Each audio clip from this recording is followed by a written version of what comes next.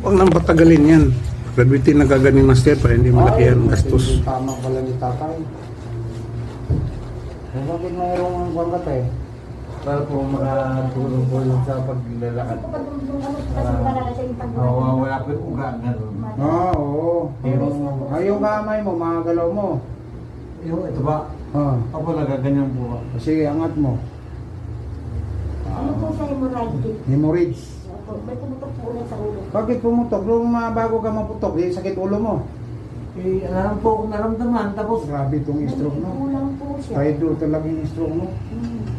wala po nga. Po siya na po. Nervyos lang to eh. Nervous ka lang pala ha. Kasi Pag stroke tayo, mayroon tayong nervyos. Nervyos yan tayo. nervous lang pala yun. Kaya yan, tama yan sa utak mo, kaya nervyos ka. Di ba, brain hemorrhage ka? Opo. Yan. Hemorrhagic na. May pumutok po. Pumutok. Ngayon, kumusta yung putok sa ulo mo? Wala na po. Okay na. Ayos na. Opo. Yung pala.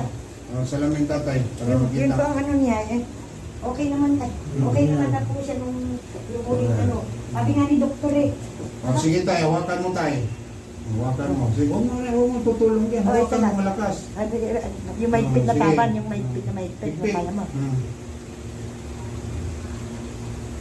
Matibay na. Pero Ito, mga ito. pa. Tatay, graduate na. Kulang lang exercise.